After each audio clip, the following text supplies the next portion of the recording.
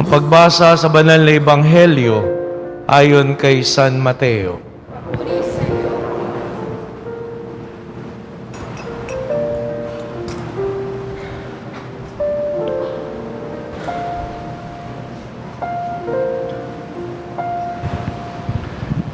Nang panahong iyon, winika ni Jesus sa mga tao at sa kanyang mga alagad.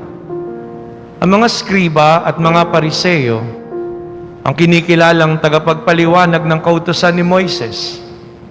Kaya gawin niyo ang tinuturo nila, sundin ang kanilang mga iniuutos. Subalit huwag niyong tularan ang kanilang gawa. Sapagkat di nila sinasagawa ang kanilang pinangangaral. Nagbibigay sila ng mabibigat na dalahin at pinapapasan sa mga tao. Ngunit ni daliri, ayaw nilang igalaw upang tumulong sa pagdadala ng mga iyon. Pawang pakitang tao ang kanilang mga gawa. Nilalaparan nila ang kanilang mga pilakterya, hinahabaan ng palawit ng laylayan ng kanilang damit. Ang ibig nila ay mga upuang pandangal sa mga piging at ang mga tanging luklukan sa mga sinagoga. Ang ibig nila ay pagpugayan sila sa mga liwasang bayan at tawaging guro. Ngunit kayo, huwag kayong patawag na guro sapagkat iisa ang inyong guro. At kayong lahat magkakapatid. Huwag niyang tawaging ama ang sinumang tao sa lupa sapagkat iisa ang inyong ama, ang amang nasa langit.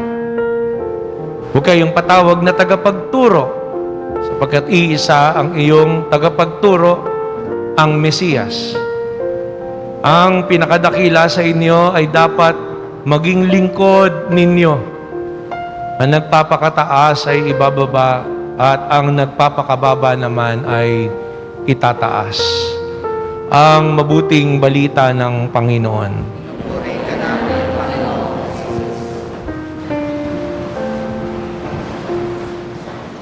Magandang gabi po sa inyong lahat.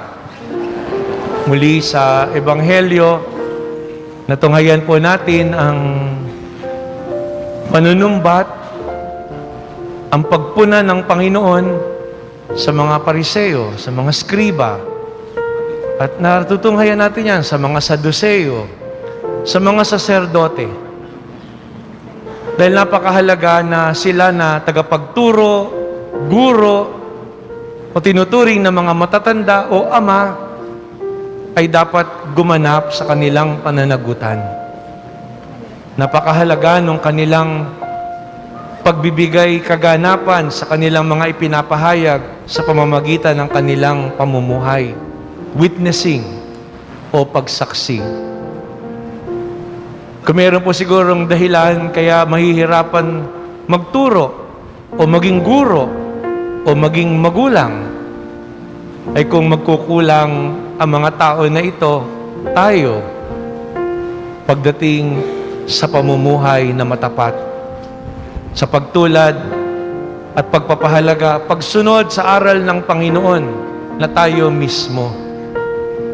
Ang nangyari po kasi dun sa mga pariseyo, dun sa mga skriba, dun sa mga saserdote, dun sa mga matatanda ng bayan, parang ipinangahas nila yung mga bagay na yon na posisyon. Kaya sabi nga ng Panginoon, sundin niyo yung kanilang sinasabi, pakinggan niyo yung kanilang mga inaaral, pero huwag niyong tutularan yung kanilang halimbawa. Dahil di nila sinasabuhay yung kanilang sinasabi. Kaya po yan hamon. Hindi po sinasabi ng Panginoon na huwag nating tawaging guro yung kahit na sino. Kasi yung iba, tinitingnan nila na inang isang simplistic way, itong ebanghelyo na ito. Nakita nyo? Yung tatawaging teacher yung kahit na sino dahil isa lang yung guro. Pero ang paboritong punahin dito, yung tatawagin, don't call anyone father. Dahil isa lang ang inyong ama. You have only one father in heaven. Pag tinanong mo, sino ba tinatawag ninyong father? Sino ba tinatawag niyong father? Kami. Oh. Sabihin, huwag na ikang tawaging father. Alam niyo, yan din po yung tanong ng mama at papa ko nung ordinahan akong pari. Anak, anong tatawag namin sa iyo? Ang tawag po nila sa akin hanggang ngayon, Father. Kadugtong din, anak. Kaya kami sa pagpinakikila, nandiyan ikaw yung father ni Father. Di ba?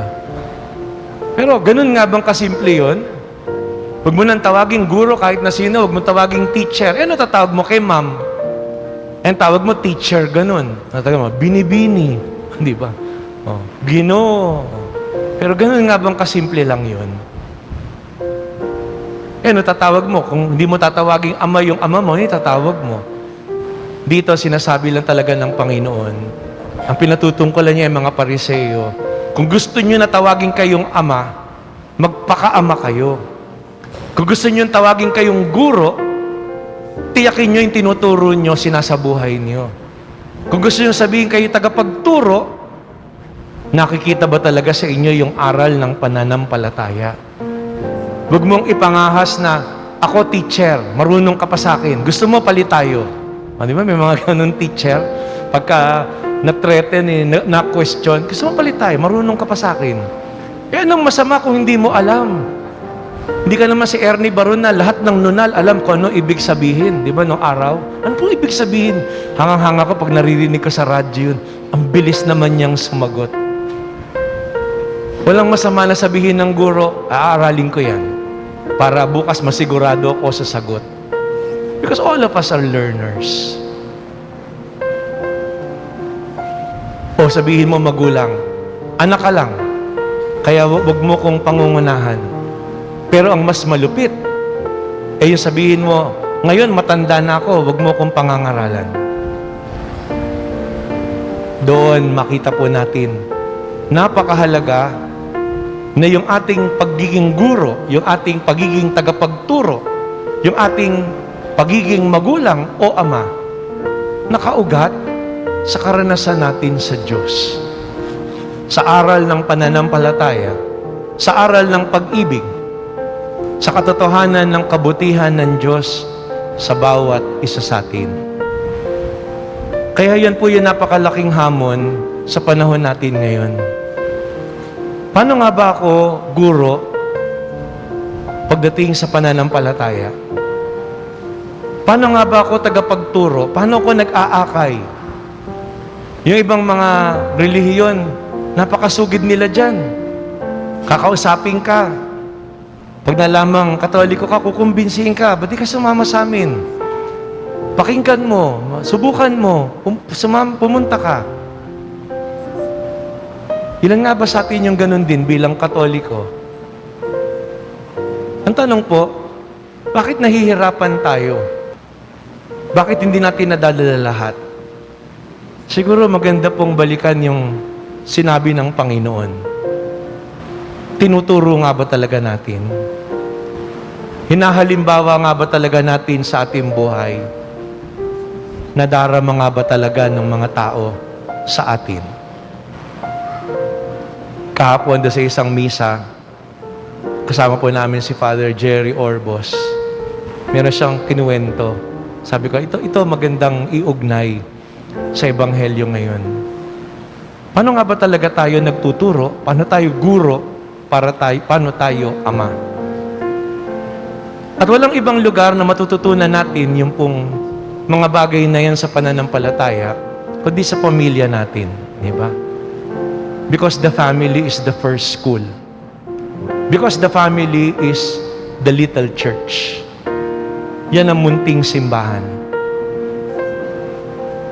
Sabi po niya, there are 3 marks of a good family. Meron daw pong 3 tanda na yung pamilya natin, masasabi natin mabuti. At para sa akin, yung kabutihan na yon, para masabi mong nagtuturo, guro, at magulang. Sabi niya, ang unang tanda is our families are close to God. Yun po yung unang tanda. Na yung pamilya natin malapit sa Diyos. Ang pinaka-practical na measurement na malapit tayo sa Diyos pag inisip po natin, nagdadasal tayo. Nagsisimba tayo. At yan yung magandang tanongin natin. Do we have our families joining us today in our prayers? Kasama ba natin yung pamilya natin sa pagsisimba o sa pagdarasal? Kung minsan sasabihin ngayon ng ibang mga magulang, Father, yung mga anak ko po kasi nagbo-board nasa Manila. Father, yung anak ko po kasi may asawa nandun sa ganun lugar, nasa probinsya o nasa abroad. Walang problema dun. Kaya nasa abroad yan o nagbo-board yan o nasa Manila. Ang tanong, pag araw ng linggo, nagsisimba ba sila? At hindi sila matututong magsimba kung ngayon na nag-aaral pa lang sila, laging dahilan nila meron kasi akong thesis o meron kasi akong project, meron kasi akong tinatapos. Hindi na natapos-tapos yan. Kasi naman po, nag-aaral ako. Kaya lang, ba't yung pagpe-Facebook? Bakit yung pag-mobile legend? Ba't yung pamamasyal? Hindi sagabal yun pagdating sa pagsisimba. Ang babalikan lang naman po natin, yung panahon natin ng araw. Nung araw nga, wala pong Facebook walang telepono Ako, sang katutak na sermon, pinagagalitan kami pag araw ng linggo. Bakit? Kung isa makupad kang kumilos, tinatamad kang magsimba, ayaw mong gumising. Kaya sa bahay pa lang, may sermon na kami. Naalala ko na lang pag lumaki. Kasi habang bata ka, parang kumisan dumadaan lang sa isang tenga mo, lumalabas sa kabila. Hindi ko makalimutan, sasabihin, huwag yung tikisin ng Diyos. Anumang grasya na meron tayo, galing yan sa Panginoon. Kaya marapat lang na magpasalamat tayo. Kuminsan parang sirang plaka po yan na maririnig natin sa ating mga nakatatanda. Pero yun po yung pagtuturo. Pero bandang huli, maiintindihan natin. Kasi kung mararamdaman natin na binabago sila nun. Nung maliit po ako, pag nagdadasal, inip na inip ako. Tagal-tagal naman nilang magdasal. Hindi matapos-tapos. Ang pagdadasal lang naman, makabayad sa utang, o malayo sa masama, lumago yung negosyo, o magkasakit, o maging mabuti kami. Sabi ko nga po sa inyo, pag Biyernes, may panata sila sa mahal na po ang Nazareno, pag di nakapunta sa Quiapo, doon sa altar namin nagdadasal. Ako, pag ganun, inip na inip ako. Kasi pag natapos po magdasal, 6:20 na. Kakaripas ako ng baba para buksan yung TV. Nakwento ko na minsan yan. Binibiyak na ni Voltes 5 yung bonsai niyan monster kasi yung Voltes 5 ng araw, alas 6 pag Biyernes. Pero, in time, naging malapit ka din sa Diyos. Bakit? Kasi nararamdaman mo yung kabutihan sa kanila. Hindi sila perpekto. Nagagalit, nagkakamali, nagkakasala, nakapananakit. Pero yung pananalangin nila, yung aral ng pananampalataya, mararamdaman mo. Kaya hindi po tayo mahihirapan na dalahin yung pamilya natin sa Diyos kung nandun na unang binabago ng salita ng Diyos tayo. Bagamat sinesermo natin yan o sinasabi, susunod sila sa atin, susunod tayo sa kanila, maniniwala tayo dahil sinasabuhay nila yung kanilang tinuturo. Nadarama natin ang pagmamahal ng Diyos dahil sa kanilang kabutihan bilang magulang, bilang mahal sa buhay. Are our families close to God? Kaya hindi lang po linggo, araw-araw, nagdadasal tayo. Huwag tayong magsawang magturo na magdasal.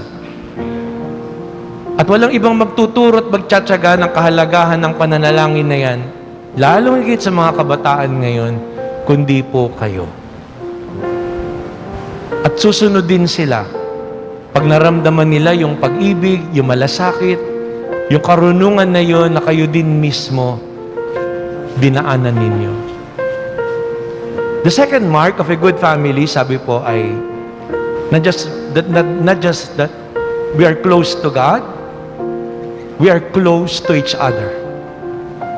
Yun po yung necessary na bunga na kapag ka yung pamilya talagang naging malapit sa Diyos, ang kasunod po nun, malapit din sila sa isa't isa.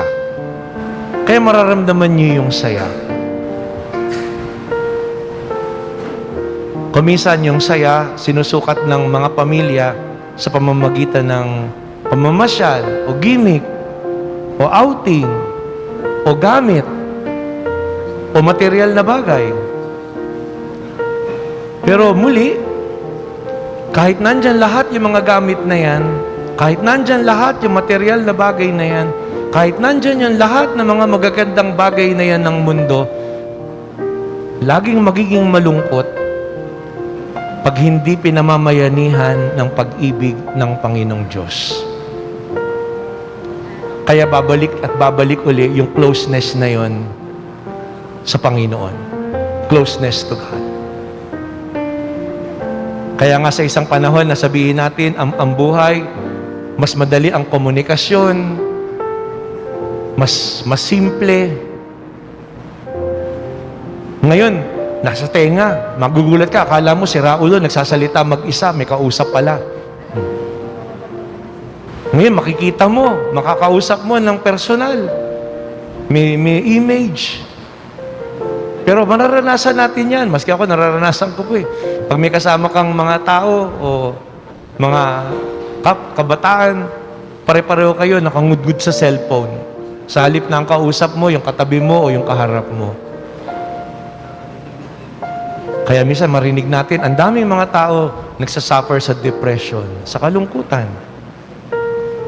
Kasi nga, money can't buy happiness, much more love.